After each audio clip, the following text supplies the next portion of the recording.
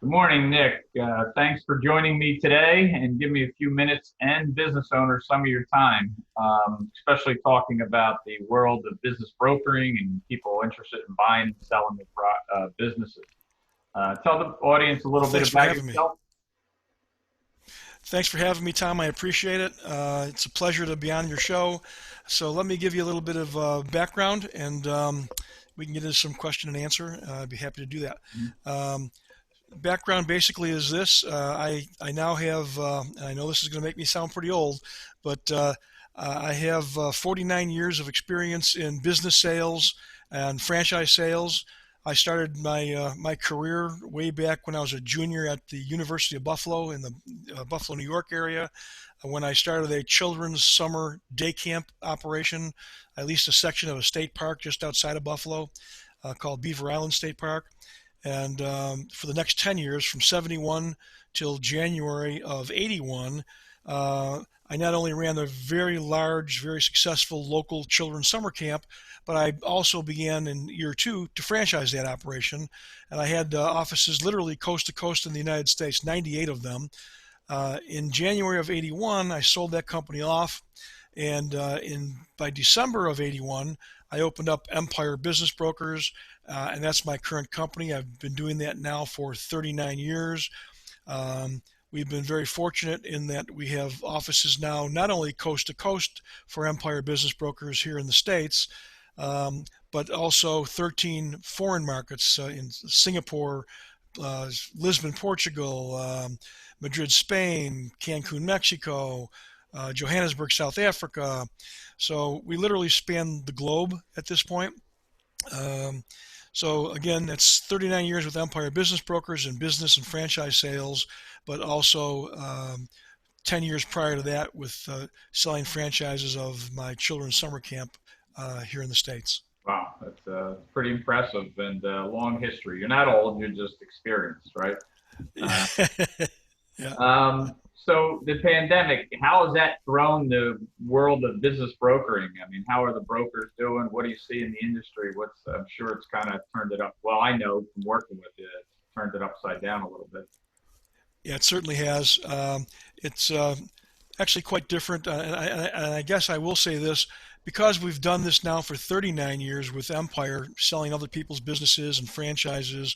We have the benefit of history on our side.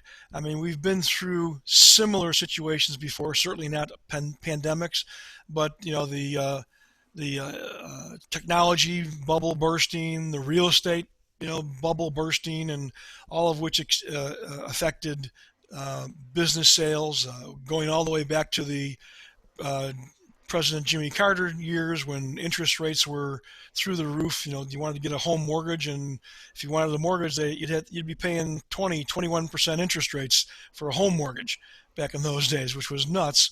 And obviously that filtered over to business sales and interest rates going way up if you wanted to get a loan to buy a business.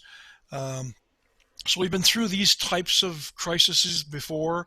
Um, Again, this is a little bit different in that it's a worldwide pandemic. Uh, the Back when it first hit here in the states, February, March, those early months, there was certainly some panic in the industry, the business brokerage industry and franchise sales industry. Lending kind of dried up back then from the SBA. Um, Government officials, the politicians were all looking for what uh, what programs could they come out with to help the small business owner, and therefore obviously help the business sales industry. Um, but as the industry and the politicians started to get a handle on it, and the health officials started to get a handle on it, after those early months, February and March, um, things began to come back. They began to reopen restaurants, for example, allowing takeout or outdoor eating, for example. So lending became more prominent in the purchase of existing businesses or in purchase of franchise businesses. So big things began to come back. And now you fast forward to today, we're looking at mid-July. It looks like um, uh, lending is almost back to normal. I can tell you in franchise sales, for example, Some of my good friends in other companies have done surveys, and they literally are getting more inquiries, that record number of inquiries in business sales and franchise sales than ever before. And that may be attributable to the fact that there's bargains out there, there's lending going on, there's even less competition from the buyers out there. So buyers of today, rather than having 10 potential buyers looking at the same business, you may have 5 or 7 looking at the Hmm. same business. And again, from the standpoint of we business brokers, franchise brokers, we only need one buyer to buy a business. Right. Business sellers only need one buyer to buy that business. So again, less competition for the buyers, and therefore they're out there actively looking to buy businesses. And again, financing is back again where it wasn't there back in February and March. It just wasn't there. So it looks, Yeah. things are really, really looking up in our industry. Um, Even for business brokers as a whole, there's that you're going to lose some business brokers from the industry. So there's even less competition for we business brokers to get listings. Um, and again, we're fortunate as Empire, as you know, since you are one of our offices. Uh, we're fortunate in that our income is not based solely on the sale of existing businesses and new franchises, because we offer other services to the business community and to the buyer community. We have commercial loans, for example. We literally have our own proprietary database of about 3,200 lenders, not just SBA lenders, by the way, hard money lenders, that we can put deals together where other business brokers cannot do so. Um, we can provide lending for business owners who aren't looking to sell their business. They're looking to expand their business. They want to put a banquet facility onto the restaurant.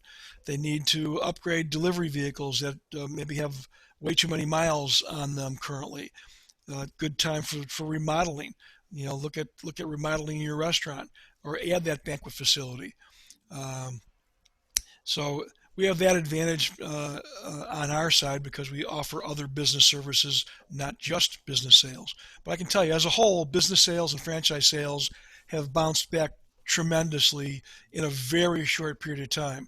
Really, the only real downtime I would say would be February and March, maybe part of April when this was all brand new, 2 months into the pandemic, 3 months into the pandemic.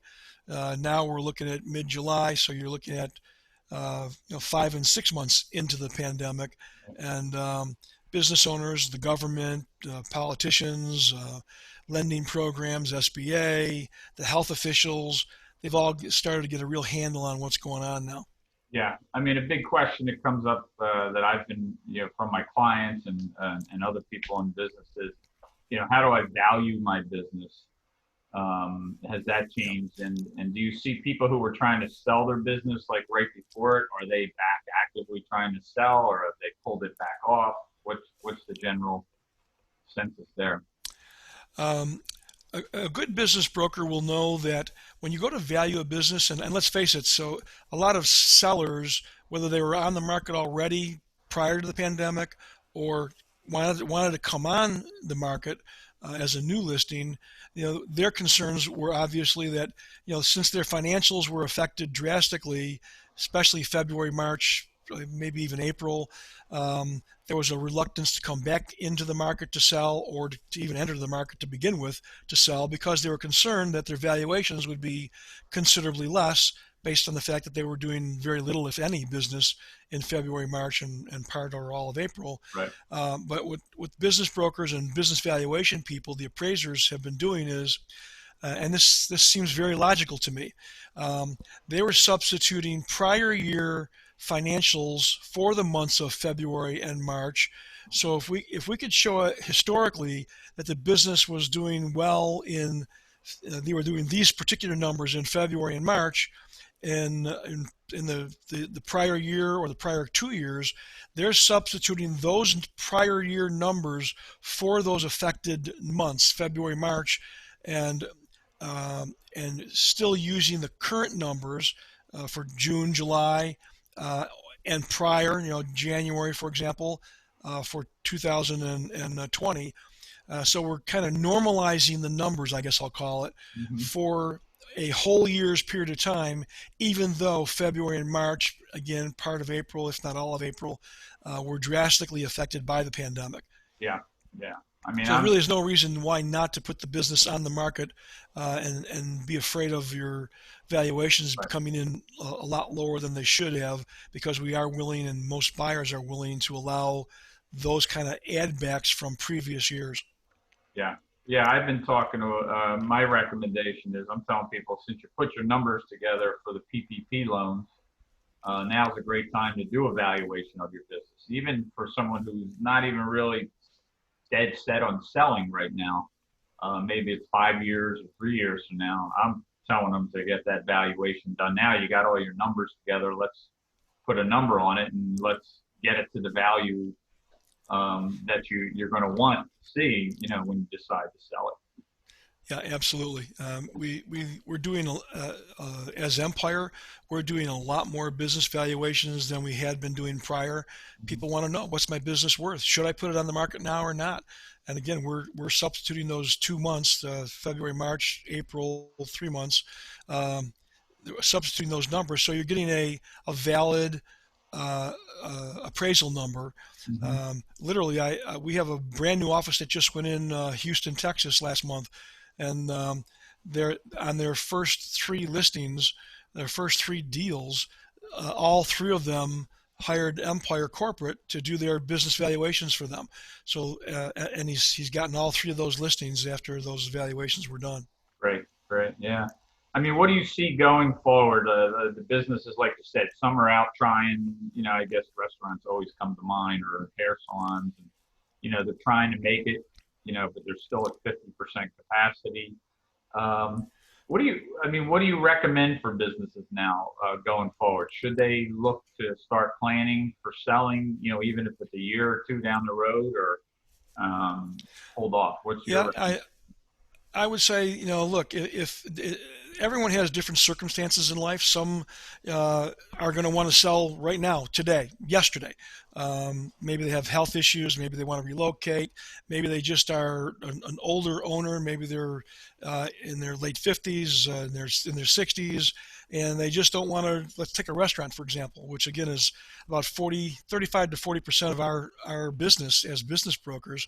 And maybe because they're a little older, they just don't want to rebuild the restaurant. They just don't have it in them, and so they're going to want to sell today, now. And as I said earlier, there's plenty of buyers in the marketplace looking to buy. Again, maybe there's not 10 potential buyers for your restaurant. Maybe there's 5 or 7, but you only need one. Okay, so I would say that a lot of people are looking to sell, and will sell in this environment, whether it was a great economy or a bad economy. People want to sell businesses for a lot of the same reasons: the health issues, the relocation issues, partnership problems, divorces going on. You got to sell the business and split up the proceeds with the husband or wife, the spouse. Um, so there's plenty of good reasons why people are going to still put those businesses on the market today. And same thing with your buyers. They buy for the same reasons. They want to replace income. Maybe there's been a threat of a layoff with their job, or they've actually been laid off with this pandemic. And they know they've got to get back in and replace income at levels that they were previously getting when they had that job, and they could maintain that same standard of living. And typically, the only way to maintain that same standard of living is to buy a job, buy a business, and replace the job that you just aren't going to get back right now. Yeah, I think, and that's kind of why I've been doing starting to pick up is, coaching businesses on to the point where they want to sell, get that valuation up. That's why I'm telling it's important. Let's see what it is now and set a goal, and we can develop a coaching program to get you there. So Yeah, absolutely. I think you're in a really great position, because you're an expert business broker, and you have the business coaching background to help them do even better numbers in the future by signing on to your coaching right. services. And then again, some people aren't they don't have to sell today. They're willing to stick it out, get the coaching in, and then put it on the market a year and a half down the road, 2 years down the road, when the valuations should even be better. Yeah, no, that's kind of the idea, and that's what we're trying to get out and help. I think it's again, it takes a village, so we're all trying to help best we can. What would be one or two business tips that you would give recommendations to business owners right now going forward? Um, if now is a downtime in your business, like with the restaurants, I keep picking on the restaurant industry just because they represent a third to 40% of business broker listings. So I'll pick on them. I mean, look, if this is a downtime for your type of business, um, it's a good time for you to look at your business, assess it, hire a business coach like yourself. They'll help you as experts. They'll help you assess where you're at now as a business and where do you want to head. And so this is a good time to spruce your place up. For example, if you're a restaurant, a little elbow grease goes a long way. A coat of paint here, coat of paint there. Maybe you shampoo the rugs in the dining area.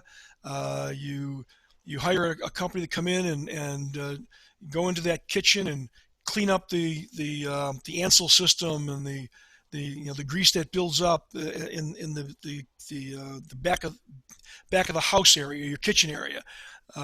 Look at your facade.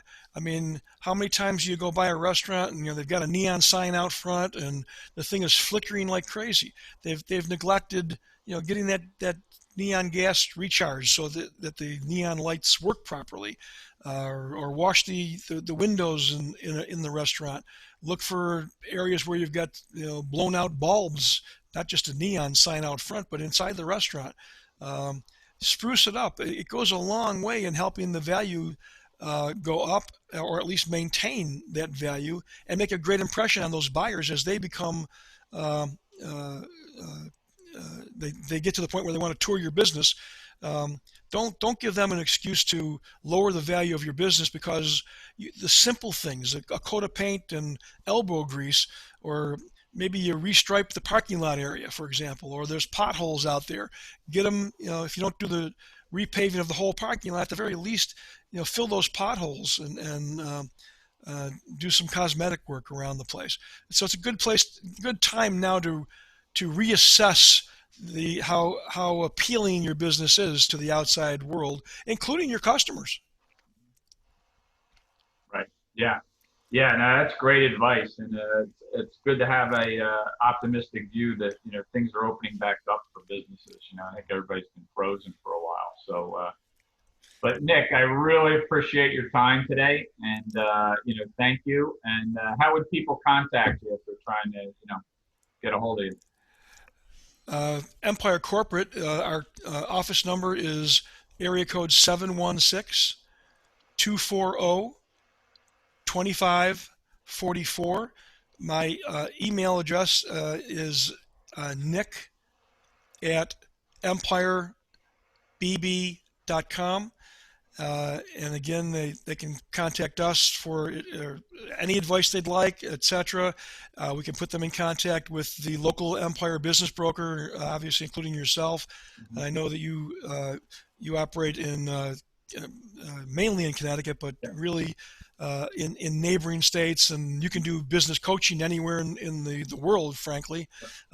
Even business sales.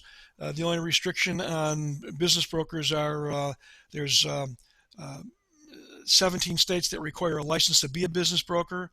So if you called us directly, we'll put you in contact with a business broker that's closest to where you're calling from.